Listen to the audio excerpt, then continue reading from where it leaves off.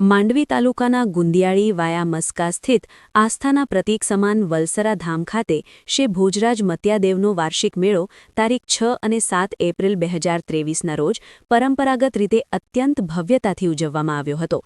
2 દિવસીય આ ધાર્મિક ઉત્સવમાં સમગ્ર કચ્છ અને હાલાર તથા સમગ્ર ગુજરાત પંથકમાંથી મોટી સંખ્યામાં શ્રદ્ધાળુઓ ઉમટી પડ્યા હતા અને શ્રદ્ધાપૂર્વક દર્શન પૂજનનો લાભ લીધો હતો।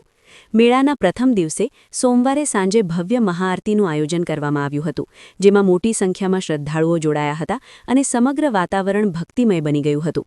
ત્યારબાદ રાત્રે ભવ્ય સંતવાણીનો કાર્યક્રમ યોજાયો હતો। આ કાર્યક્રમમાં જાણીતા ભજનીક પરસોત્તમપુરી અને મંજુલાબેન ગોસ્વામીએ પોતાની સુરીલી વાણીમાં ભજનોની પ્રસ્તુતિ કરી શ્રોતાઓને ડોલાવ્યા હતા। સાથે જ હાસ્ય કલાકાર વસંત મરાજ એટલે કે પનુડોએ પોતાની આગવી કલા રજૂ કરી શ્રોતાઓને મનોરંજન પૂરું પાડ્યું હતું। બીજા દિવસે મંગળવારે સવારે ભક્તિભાવપૂર્વક ધ્વજારોહણ તથા ચાદરપૂશી વિધિ કરવામાં આવી હતી। આ મંગલ પ્રસંગે ભક્તોએ દાદાના દર્શન કરી ધન્યતા અનુભવી હતી।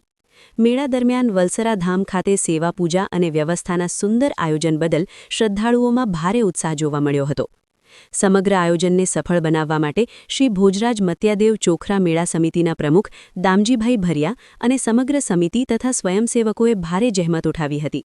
સમગ્ર આયોજનમાં સામાજિક અગ્રણીઓ, રાજકીય અગ્રણીઓ અને પોલીસ સ્ટાફનો પ્રશંસનીય સહયોગ રહ્યો હતો। તમામ સહયોગીઓનો શ્રી ભોજરાજ મત્યાદેવ ચોખરા મેળા સમિતિ દ્વારા આભાર વ્યક્ત કરવામાં આવ્યો છે। શ્રી ભોજરાજ મત્યાદેવ ચોખરા મેળા સમિતિના મહામંત્રી ભોજરાજભાઈ મત્યાએ માહિતી આપતા જણાવ્યું હતું કે સૌપ્રથમ મારું નામ ભોજરાજ દેવરાજ મતિયા, હાલ મારો અહીંયા મંત્રી તરીકે પદવી છે મારી।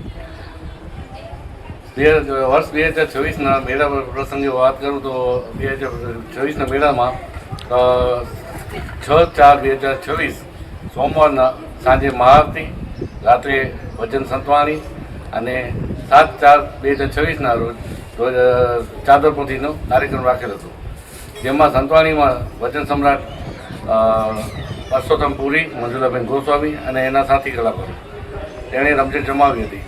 એની સાથે સાથે આ ચોખરા સમિતિ આસપાસના હાલા કચ્છ સમગ્રના ભાવિકો પ્રેમભર ઉમટ્યા હતા।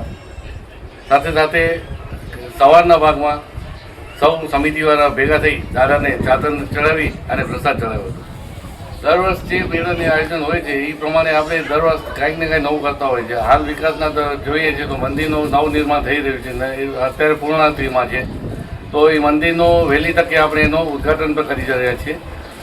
તેમ છતાં જેટલા પણ પદયાત્રીઓ હતા, શ્રદ્ધાળુઓ જે આપણી ઘરે આવે છે, એમને સમિતિ વતી એક વિનંતી કરીશ કે ભાઈ જે શ્રદ્ધાળુ આવે છે એને ઘણીવાર છોકરાઓના પરીક્ષાઓ અને ઘણી બધી વસ્તુનો પ્રોબ્લેમ થતો હોય છે, નહોતું હોય છે, તેમ છતાં પણ ભાવિકો પ્રેમભાવ દાદાના શ્રદ્ધાથી ઉમટે છે અને જેટલું બને એમ વધુને વધુ સંખ્યામાં અહીંયા શ્રદ્ધાળુ હાજર થાય છે।